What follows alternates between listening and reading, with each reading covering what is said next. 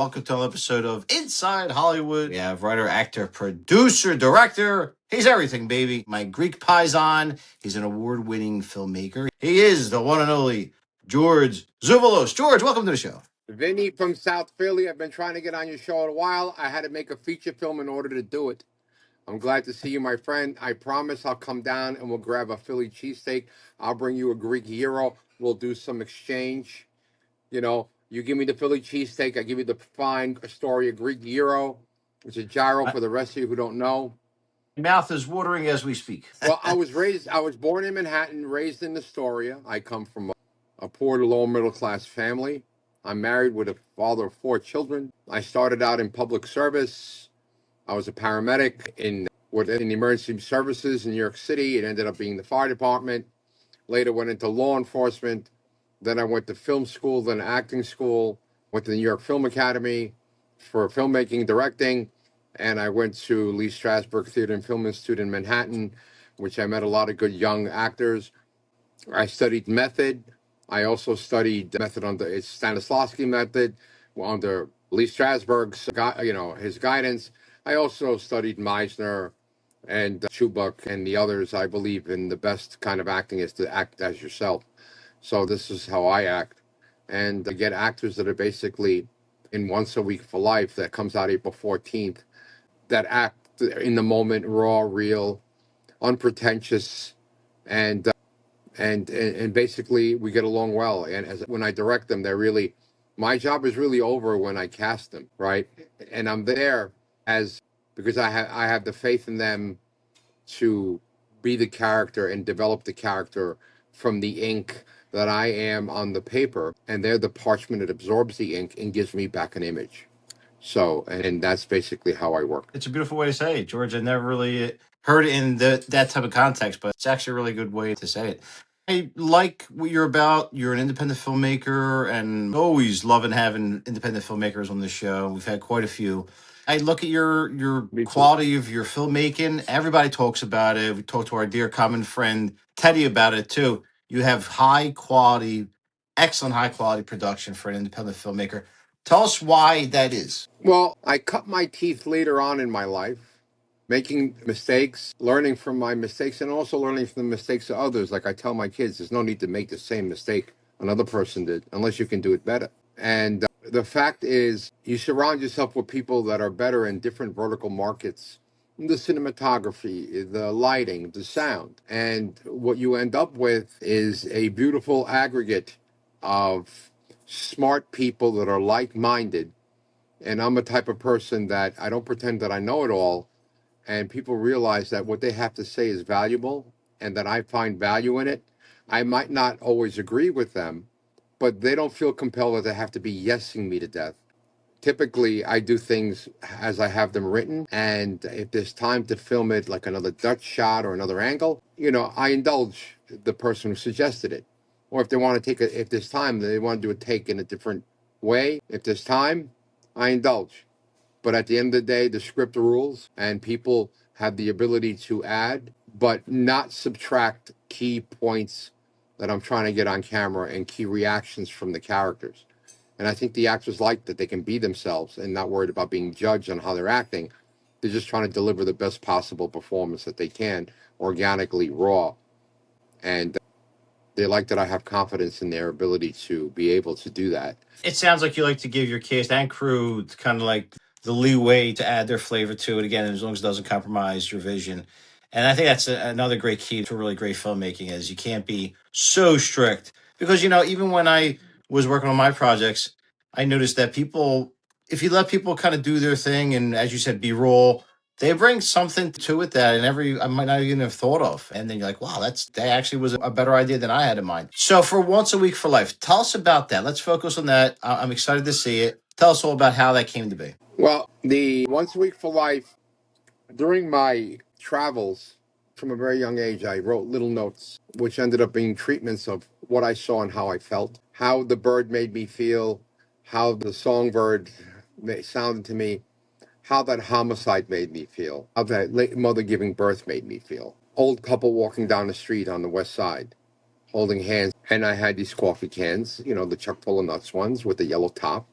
And in those cans are emotions, hidden emotions. During COVID, my wife said to me, I'm sterilizing the house because we don't want to get the Rona, and I'm doing extra cleaning, and those coffee cans got to go. I'm like, you're not touching my coffee cans. Because I know that in them, and things by my bed, I should say, they maintain a certain emotional attachment. Maybe that's unhealthy. And by me reaching into the can, compelled to do so, either write something or just, I'm going to throw them out. And then I wrote a treatment, which was 3 sentences. And the 3 sentences turned out to be 1,500 pages of manuscript.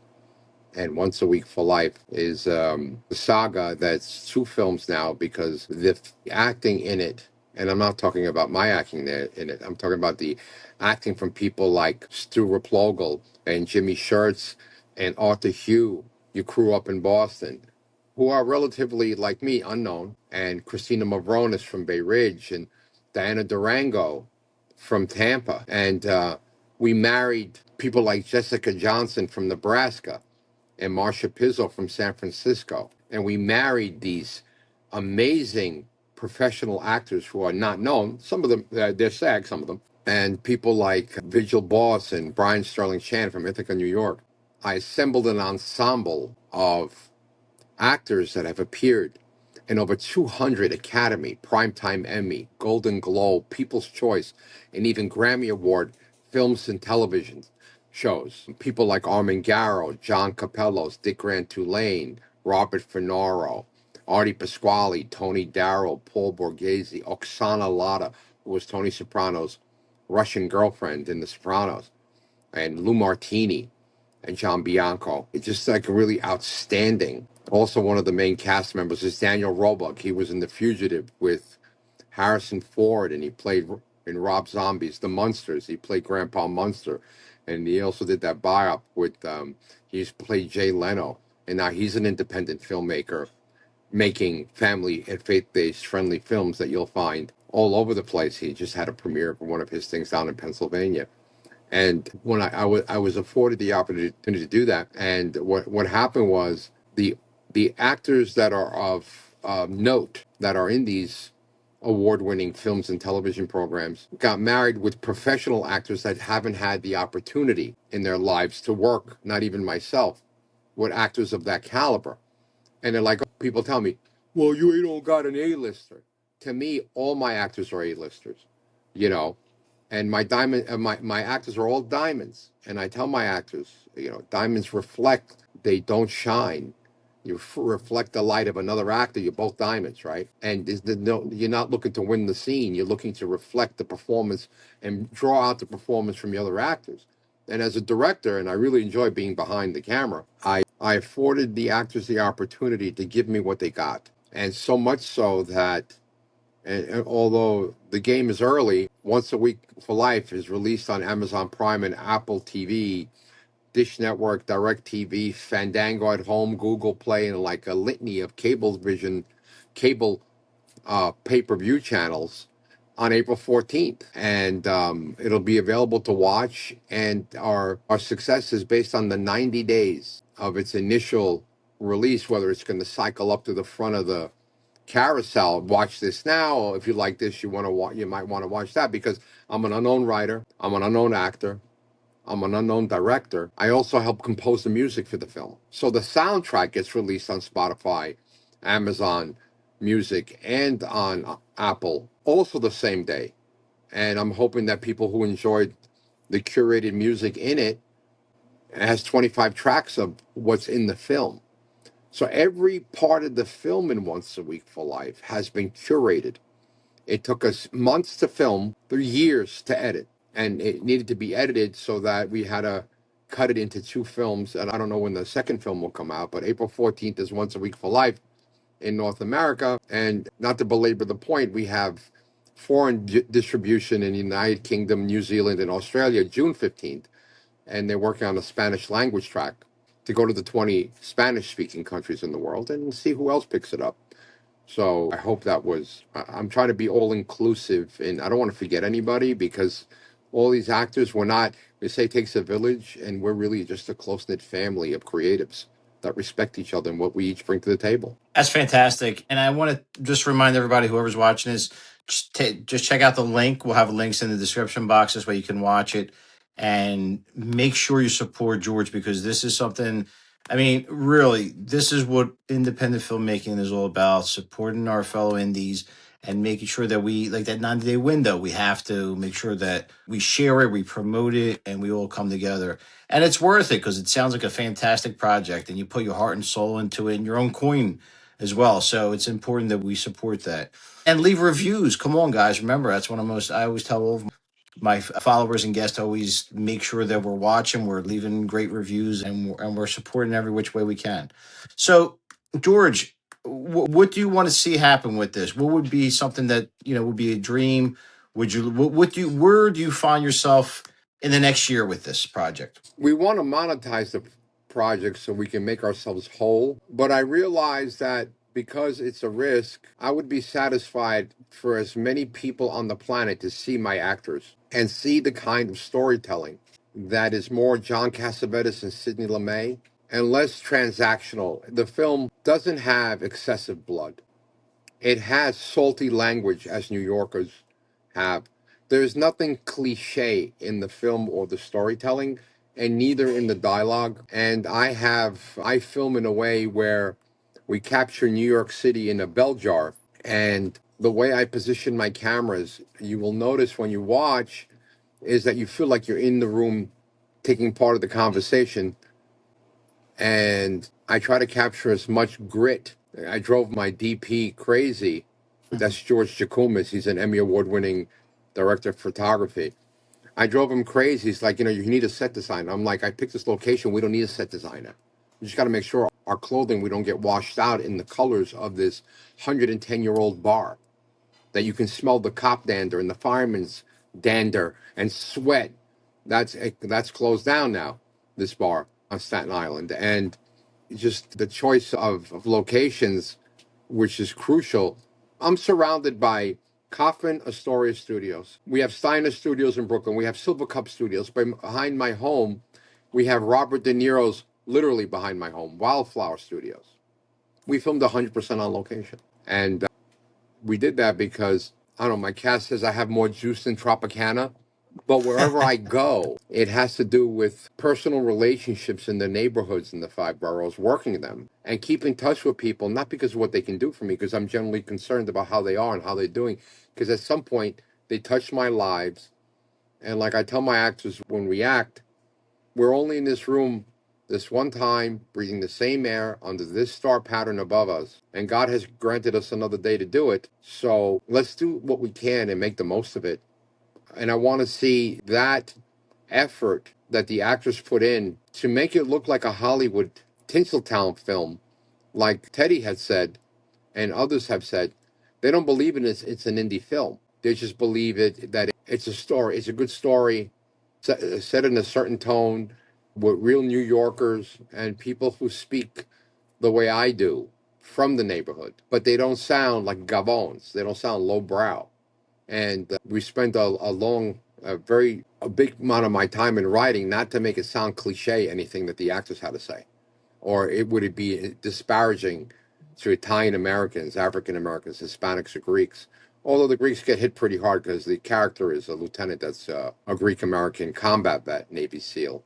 So he's constantly very highly opinionated. And the film is narrated. And I do the narration from the main character, but the narration is not to tell you how to feel about a character that I'll be talking to. It's my conscience talking about how I feel about the person that I'm speaking to. So we find out a lot about the characters' character building based on the pre-transactional part of the scene. We're not in a hurry to tell the story. And the second film is a lot faster than that because the character development has already been done. So I want as many people on earth to see the film. We're going to be in tens of millions of households. The film also is playing theatrically. You got to check Theater for Times because now Mario Kart came out and that has President. It's playing down in Oaks, Pennsylvania. Check your theaters for showtime. We had the Getty Images there, CNN, New York Post. I mean, a litany of press, and we got good coverage in Vanity Fair and Movie Maker magazine. I spoke to Hollywood Reporter the other day. Indie films don't get that, and that's based on early reviews of the film that they like the fact that Hollywood should take note. Do not discount the indie filmmakers, because I very much model the way I film like John Cassavetes and Sidney Lumet. Now, where can they find you? I know you're on, obviously you're on social media, but do you have any particular places where you want people to go to? If you're able to flash my name up with all those vowels, George Zouvelos, Zouvelos, I'm on Instagram. I'm on Facebook. I'm lesser on Twitter. I'm not on TikTok. Hey, right? Certainly, I'm on LinkedIn. Yeah, my IMDb. There's only one person on the planet that's an actor that has my name. They're like, you should change your name to like George Spartan. I'm like, that's not my name. And if I'm leaving a legacy for my children, it can't be bad stuff. It has to be something that they're proud of, that that they were born with, and they can make it their own. And so it's George Zouvelos at the IMDb. I have a little actor's reel up there. Important to note, and I think your viewers would find this interesting, I decided as a type 2 diabetic to tell the story backwards. So what I did was I filmed, I was 330 pounds. I was on medication for my not only diabetes, but also to prevent the liver and kidney damage. They made me bloated, the metformin, and some other things. And one day, and I used to shoot myself up to insulin 3 times a day. And the doctor said to me, I want to up your dose. I said, I'll see you in 6 months. And my wife had sent me a cardiologist down in Florida, and he's big on intermittent fasting. In modern medicine, they don't want you to do that. So I started eating for 2 days, once every 16 hours. And then I went, even today, I eat once, and I eat once every 24 hours. And I drink coffee in the morning. If I get hungry, I have like a piece of Pecorino Romano. Come here. Look who's my friend. He's here. Frodo Baggins. Watch this. Frodo Baggins Zouvelos. He's always here. And say hi, Frodo. Yeah. And he's a rescue. And I lost 135 pounds. Congratulations. And I don't take any medication. I don't take any insulin. My blood, my triglycerides, even though I like the Gabigol and I like the Supersat, and I love a good Braciole sandwich, especially in the sauce, and I love Philly cheesesteak, I don't eat it every day. And I drink a lot of water, and I pray every day, and I try to get 8 hours of sleep at night, although I toss and turn, and as you get older, once you get past 40, you wake up and like half your body is numb and falls asleep. Well, that's normal, I'm telling you. And when I was heavy, it was more. I used to wake up and I used to have to like drag my arm out from underneath me, or my leg, or I try to get up to go pee and I trip because my foot fell asleep. But you can do it. If you want to lose weight and you want to get healthy, and your doctor is never going to tell you to do it, but if you can do it and it's the right thing for you to do, try to eat once a day. And you're going to get hungry during the day, but there's nothing wrong with praying also when that happens. You get used to it. And You'll that adjust. helps.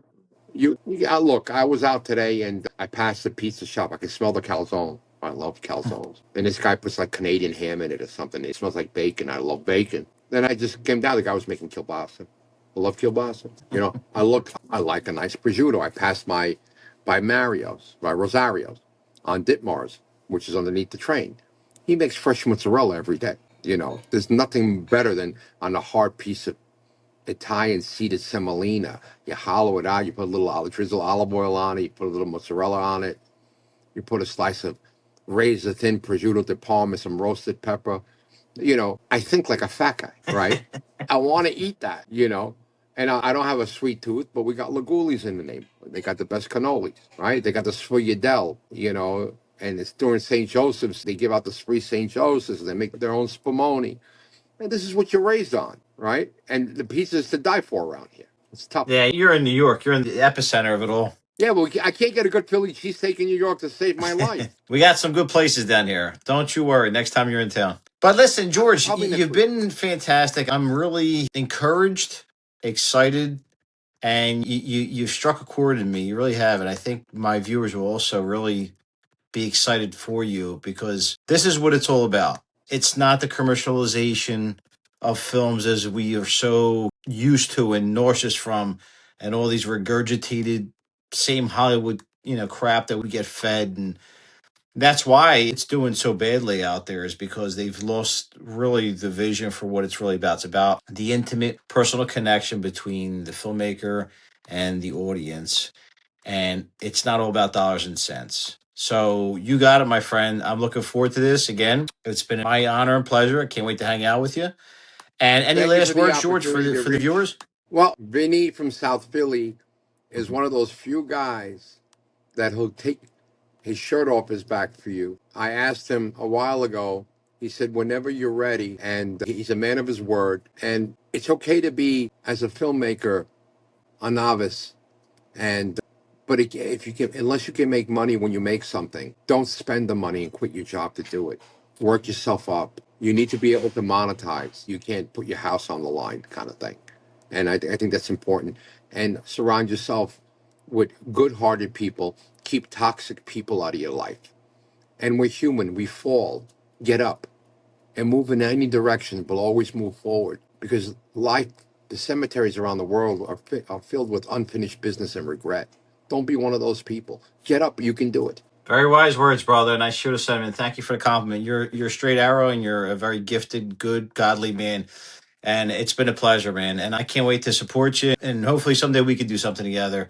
But in the I hope meantime, so. again, I'm going to remind everybody out there, make sure you are supporting George. Watch the movie and support all of his projects. Again, it's called Once a Week for Life. It's the amazing work by George Zouvelos and his whole cast and crew. Amazing people. Like he said, diamonds. I love that you use that terminology. Diamonds. Check them out. Watch it, support it, and stay tuned. You got it, my Take care. friend. Be well.